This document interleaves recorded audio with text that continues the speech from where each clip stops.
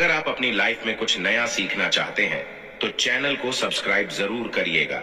नमस्कार दोस्तों, 2024 दिन गुरुवार पौष अमावस्या साल की आखिरी बड़ी अमावस्या इस दिन बना दिव्य दुर्लभ महाशुभ संयोग। पौष अमावस्या के दिन चुपचाप गाय को खिला दे।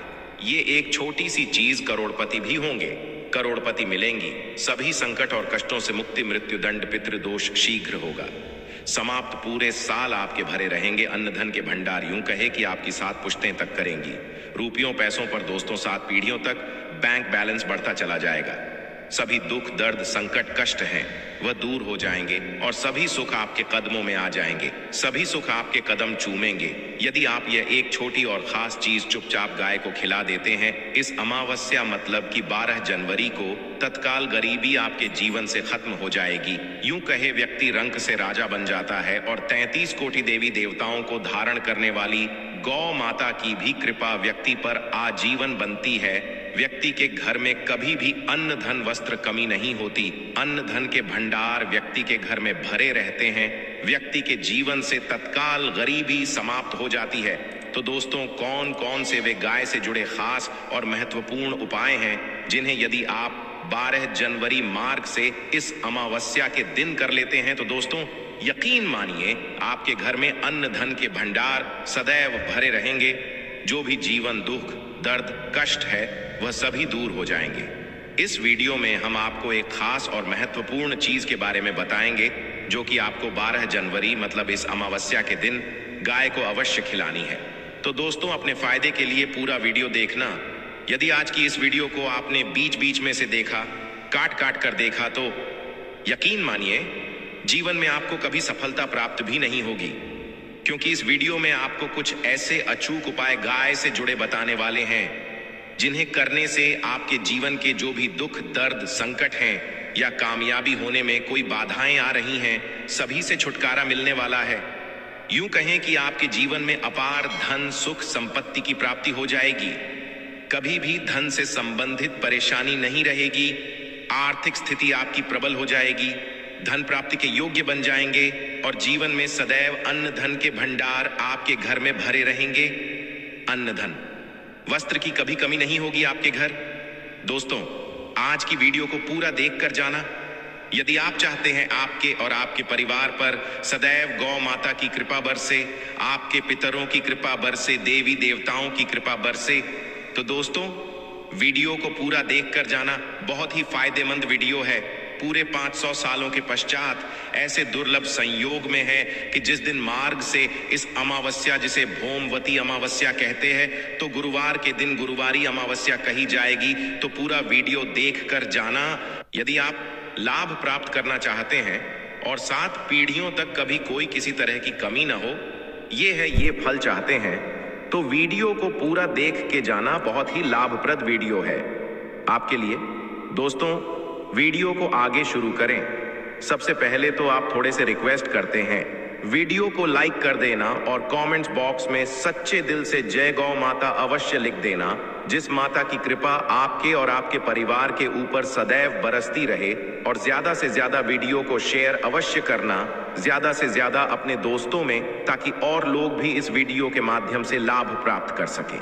इन उपायों को करने से अपने जीवन में सदैव धन सुख संपत्ति की प्राप्ति कर सके। तो शेयर करना भूले इस वीडियो को, जिससे और लोगों का भी भला हो। तो दोस्तों, सबसे पहले तो बता दें, जनवरी माह में बहुत बड़ा महत्व है, क्योंकि ये साल की आखिरी अमावस्या भी है। बहुत ही दुर्लभ से योग में है। और आपको बता दें, इस दिन तीर्थ स्नान करना बहुत ही फलदायी समझा गया है। यदि कहीं स्थान पर पवित्र नदी में स्नान करना संभव ना हो तो आप क्या करें? घर पर ही नहाने वाले पानी में गंगा जल की कुछ बूंदें डालकर स्नान कर लें। और साथ ही साथ यदि आप स्नान आदि से निर्वत हो जाएं, सर्वप्रथम तो अपने घर के पूजा स्थान को साफ कर वहां पूजा पाठ करें। आप और पितरों के निमित्त तर्पण पिंडदान, जो आपसे बने अन्न धन वस्त्र दान जरूर करें। और अमावस्या को दान करने से सभी मनोकामनाएं पूर्ण हो जाती हैं। अमावस्या के दिन पूर्वजों की पूजन के लिए बहुत ही शुभ फलदायी अमावस्या के दिन और इस दिन समझा जाता है। अर्पण पिंड दान करने से पूर्वजों की आत्मा को शांति मिलती है और उनको मोक्ष मिलता है। और आपको बता दें, इस बार जो 12 जनवरी को गुरुवार का दिन होने के कारण ये भोगवती भी कहलाई जाएगी।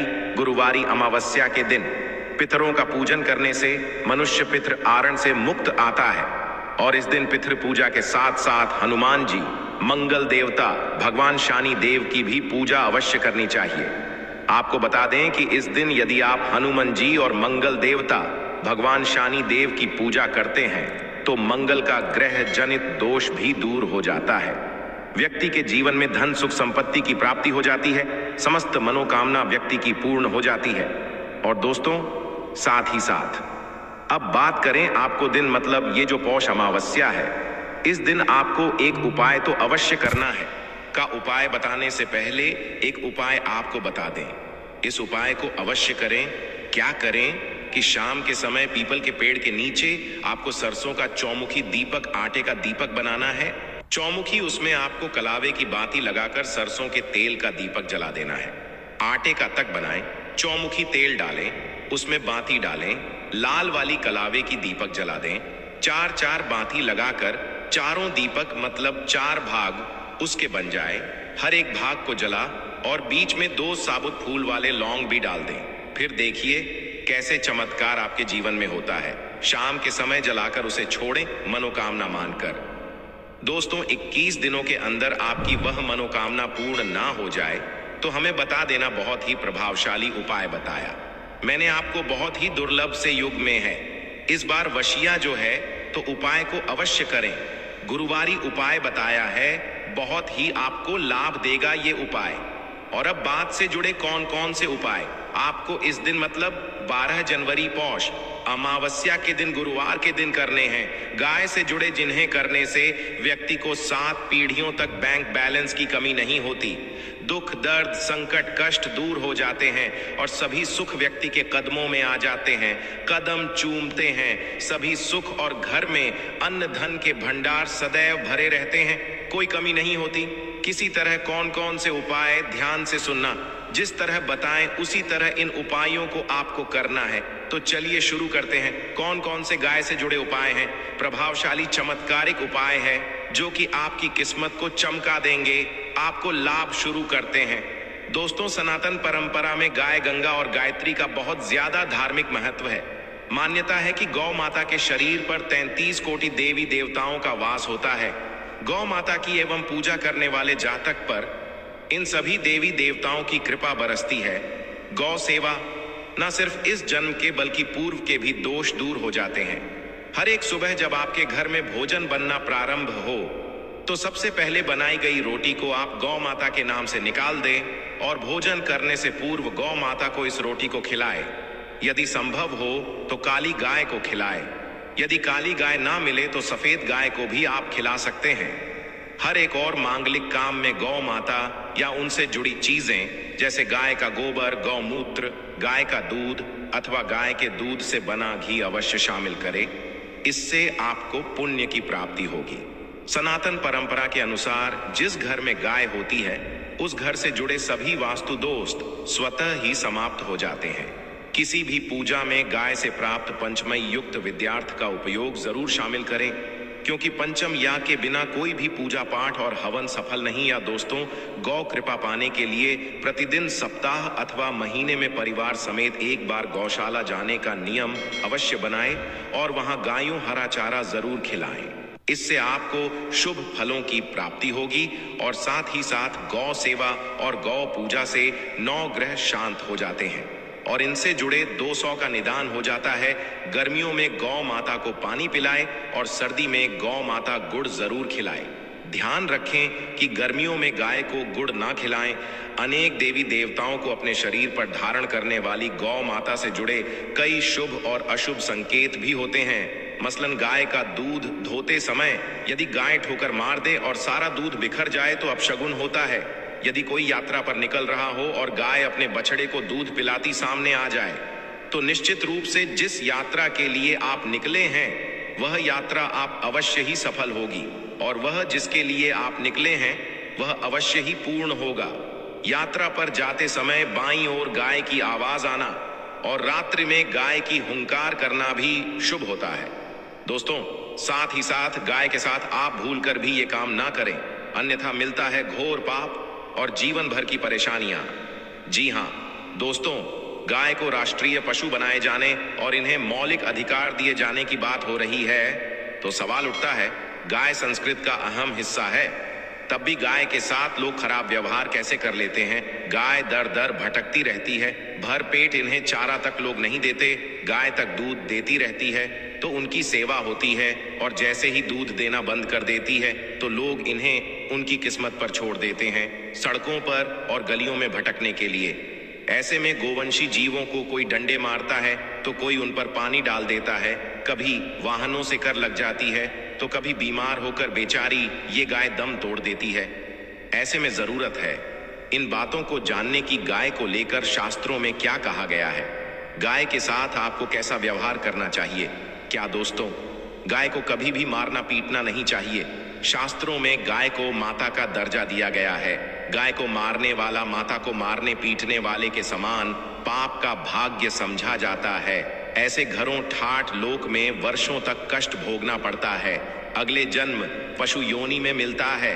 कथा है कि गौतम मुनि ने गलती से गाय को डंडा मार दिया था, जिससे गाय की हो गई थी, और इस पाप से मुक्ति के लिए इन्हें वर्षों तक तपस्या करनी पड़ी। भगवान श्री कृष्णा जी ने बैल स्वरूप में आए वृद्धाश्रम का वध कर दिया था, जिससे मुक्ति के लिए भगवान श्री कृष्णा को संपूर्ण तीर्थों को एक कुंड में बुलाना पड़ा, और इस कुंड में स्नान से वह पाप मुक्त हो गए थे। ये दोस्तों साथ ही साथ पानी पी रही गाय को भगाते हैं, वे घोर पापी के भागी बनकर नरक भोगते हैं, ऐसा पुराणों में बताया गया है। जबकि जो लोग गाय के लिए प्याऊ और चार बनवाते हैं वह महाभाग्य होते हैं। ऐसे लोग घोर पाप से मुक्त होकर स्वर्ग पा जाते हैं और बड़े ही धनवान कुल में जन्म लेकर सुख भोगते हैं, और साथ ही साथ आराम कर रही गाय को कष्ट देकर कभी भी उठाना नहीं चाहिए।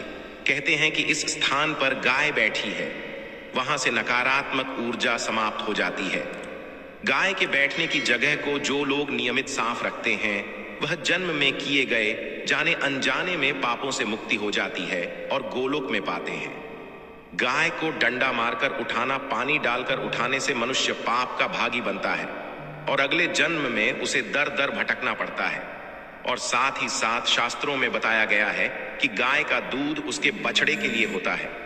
गाय के बछड़े से बचा हुआ दूध ही मनुष्य को लेना चाहिए, परंतु कुछ लोग एक बार गाय को दूध लेने पश्चात फिर से बछड़े का हुआ दूध भी धो लेते हैं।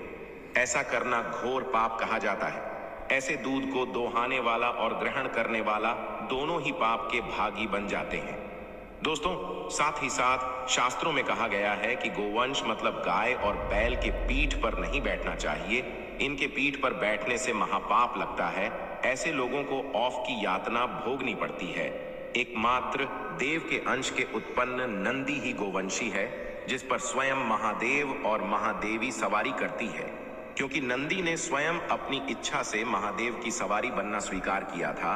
और साथ ही साथ शास्त्रों में गाय के दान को बहुत ही महत्व दिया गया है, परंतु इसी गाय का दान कभी नहीं करना चाहिए जो बूढ़ी और बीमार हो। कठोपनिषद में नचिकेता की कथा भी इस संदर्भ में है कि जिस नचिकेता ने पिता द्वारा बूढ़ी गाय को दान करने पर आपत्ति जताई थी, दूध देने वाली और बछड़े सहित जो लोग गाय का दान करते हैं वह महान पुण्य को प्राप्त करके स्वर्ग में स्थान पाते हैं। दोस्तों साथ ही साथ सूर्य, चंद्र, मंगल या शुक्र की युवती राहु से हो तो पितृदोष होता है।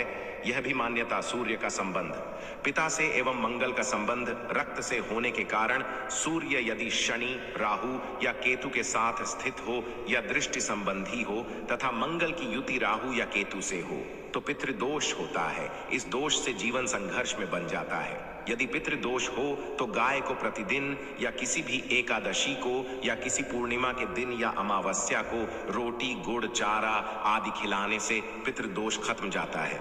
साथ ही साथ देसी गाय की पीठ पर जो खुद को बढ़ोता है वह बृहस्पति गुरु है। अतः जन्म पत्री में यदि बृहस्पति अपनी नीच राशि मकर में हो या अशुभ शिवलिंग में जा रहे हो और सामने से गौ माता आती हुई दिखाई दे तो गौ माता को अपनी दाहिनी ओर से जाने देना चाहिए। आपकी यात्रा जरूर ही सफल होगी।